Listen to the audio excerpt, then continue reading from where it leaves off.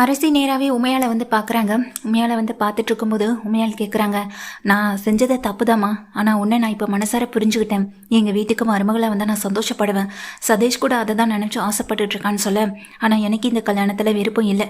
இந்த கல்யாணம் மட்டும் இல்லை, எனக்கு எந்த கல்யாணமும் பண்ணிக்க விருப்பம் இல்லைன்னு சொல்லி அரசி சொல்கிறாங்க. இதை கேட்டுட்டு பாண்டியன் கோமதின்னு எல்லாருமே அதிர்ந்து போய் இங்கே அரசியை பார்க்க, என்ன அரசி பேசுகிறேன்னு அங்கே நின்றுட்டுருக்க சரவணன் சொல்ல, இல்லைன்னு அன்னைக்கு நடந்த சம்பவத்தை வச்சு யோசிச்சு பார்க்கும்போது நிச்சயமாக இதனால் பிரச்சனைகள் மட்டும்தான் வரும். இப்போ இவங்க என்னை புரிஞ்சுக்கிட்டு கல்யாணத்தை பண்ணிக்கிட்டு அந்த வீட்டுக்கு கூட்டிகிட்டு போனாலும், ஆனால் எனக்கு வந்து இந்த கெட்ட பேர் என்றைக்குமே மாற போகிறது இல்லை தானே. அதனால் இந்த கல்யாணத்தை பற்றி மட்டும் இல்லை, நான் எந்த கல்யாணத்தை பற்றியும் யோசிக்கிற மனநிலைமையில் இப்போதைக்கு இல்லை அப்படின்னு சொல்லிட்டு அரசி உள்ளே போக, விடு தம்பி, அன்னைக்கு நாங்கள் பண்ணதும் தப்பு தானே, என்ன ஏதுன்னு பொறுமையாக கேட்டு பேசியிருந்துருக்கணும்.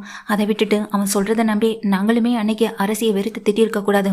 அதோட நாங்கள் விட்டோமா, ஆனால் பணத்தையும் வந்து வாங்கிட்டு போனோம்ல, அது எல்லாமே அரசி மனசை காயப்படுத்த தானே செஞ்சுருக்கோம். பரவாயில்ல தம்பி அப்படின்னு சொல்லிட்டு உமையால் கிளம்பி போயிடுறாங்க. உமையால் போனதுக்கு பிறகு கோமதி வந்துட்டு அரசியை பார்க்க போகிறாங்க. ஏண்டி உன் மனசில் இப்படி நினச்சிட்டு இருக்க, அவங்களே வீடு தேடி வந்து திரும்ப உன்னை அந்த வீட்டுக்கு மருமகள் ஆக்கணும்னு கேட்குறாங்கன்னு சொல்ல, எப்படிம்மா என்னை சந்தேக பார்வையோடு பார்த்து அந்த வீட்டுக்கு நான் திரும்ப மருமகளாக போக முடியும்? அப்பாவை அவமானப்படுத்தி உன்னை அவமானப்படுத்தின அந்த வீட்டில் என்னால் எப்படி நிம்மதியாக வாழ முடியும்? அந்த வீட்டில் பையன் அவங்க நல்ல பையனாக இருக்கலாம், ஆனால் அதுக்காக அந்த வீட்டில் போய் என்னால் வாழ முடியும்னு நினைக்கிறியா? நிச்சயமாக என்னால் முடியாதுமா அப்படின்னு சொல்கிறாங்க.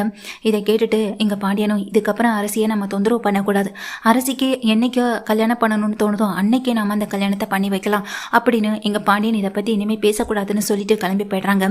ஏன் அரசி, எதுக்காக நீ இந்த கல்யாணத்தை வேண்டான்னு சொன்ன சுகன்யா வந்து கேட்க, இதை பற்றி இனிமேல் எதுவுமே பேச வேணாம் அப்படின்னு சொல்லிட்டு அவங்களுமே உள்ளே போய்ட்றாங்க.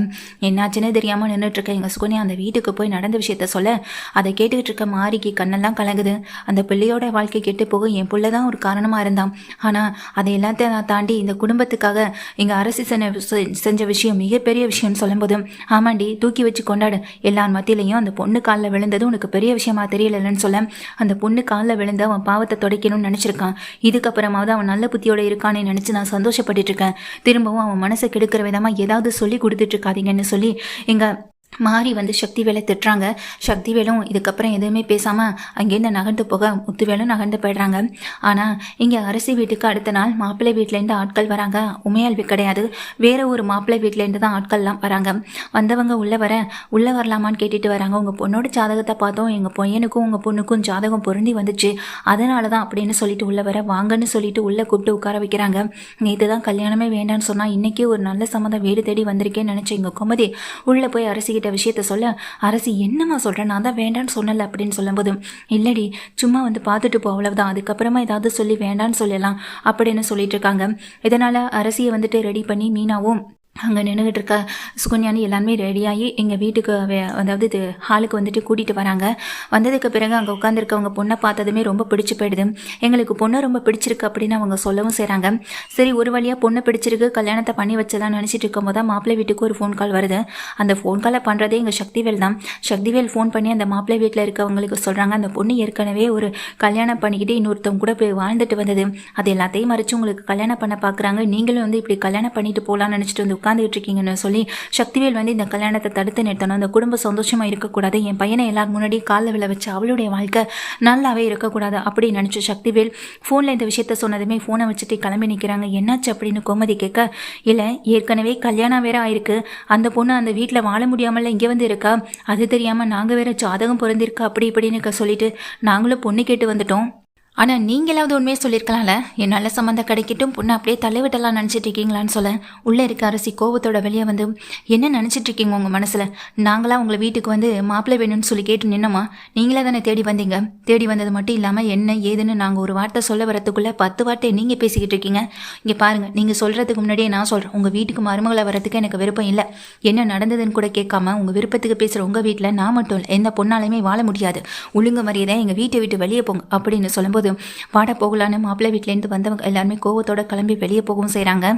மாப்பிள்ளை வீட்டிலேருந்து வந்தவங்க வெளியே வரதை பார்த்ததுமே அங்கே நின்றுட்டு குமார் வந்துட்டு ஏதோ பிரச்சனைன்றதை புரிஞ்சுக்கிட்டு இருக்காங்க. அது மட்டும் இல்லாமல் அங்கே திட்டிகிட்டே கிளம்புறதை பார்த்த எங்கள் குமார் பின்னாடியே போகிறாங்க.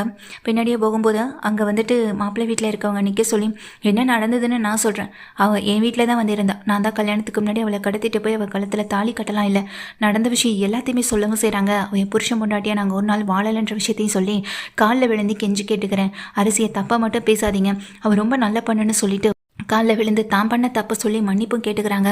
அரசி விஷயத்தில் வந்துட்டு என்ன நடந்ததுன்ற உண்மையை சொல்லி அழுகவும் செய்கிறாங்க. இதை பார்த்துக்கிட்டு இருக்க சக்திவேலுக்கு கோவம் மட்டும்தான் வருது. அதை வந்துட்டு சரவணனும் கதிரும் பின்னாடியே ஓடி வரும்போதான் இவங்க குமார் காலில் விழுந்து கெஞ்சுறதை பார்த்து அதிர்ந்து போய் நின்றுட்டு இருக்காங்க. இங்கே யாராலையும் எந்த பதிலும் சொல்ல முடியல. மாப்பிள்ளை வீட்டிலேருந்து வந்தவங்க அந்த இடத்த விட்டு போகவும் செய்ய குமார் அழுதபடி கிளம்பி தன் வீட்டுக்கு முன்னாடி வர, எதுக்குப்பா இப்படி பண்ணீங்க? உங்களை நான் என்னமோ நினச்சேன், ஆனால் நீங்கள் இன்னமும் அந்த குடும்பத்து மேலே பகையாக மட்டும்தான் இருக்கீங்க.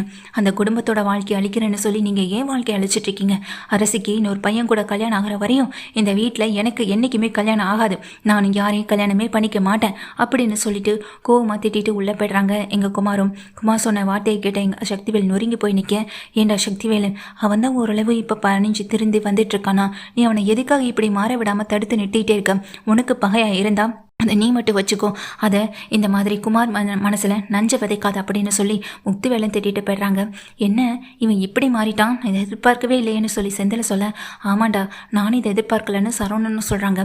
இதெல்லாம் உண்மையாகவே மாறிட்டானான்னு சொல்ல, அன்றைக்கி கோர்ட்டு வாசலில் கூட இன்றைக்கி அப்படி தான் இங்கே அரசி காலில் விழுந்து மன்னிப்பு கேட்டான். இன்றைக்கி மாப்பிள்ளை வீட்டு காலுங்க விழுந்து எல்லா உண்மையும் சொல்லி மன்னிப்பு கேட்குறான். உண்மையிலேயே திருந்திருப்பானோ அப்படின்ற ஒரு சந்தேகத்தோட 3 பேருமே நின்றுட்டுருக்காங்க. அரசிகிட்ட போய் சமாதானப்படுத்துறதுக்காக போக, எனக்கு எந்த பிரச்சனையும் இல்லைண்ணே, நான் சந்தோஷமாக தான் இருக்கேன்.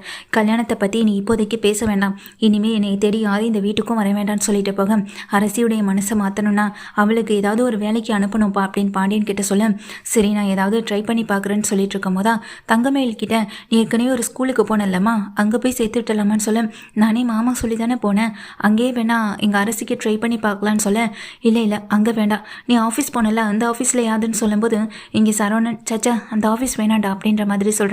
ஏன் அப்படின்னு சொல்லிட்டு இங்கே கதிரை கேட்க, இல்லைடா அது ரொம்ப தூரம் இருக்குது, அரசியை விட்டுட்டு நாம் வந்துட்டு போயிட்டு கூட்டிகிட்டு வர முடியாது, கஷ்டமாகவும் இருக்கும்னு சொல்ல, நீ சொல்கிறதும் சரிதானன்னு சொல்லிட்டு இருக்கும்போது சரவணன் தங்கமேல பார்த்து மறைக்க, தங்கமேல அமைதியாக நிற்க சுகன்யாவுக்கு சந்தேகம் வருது.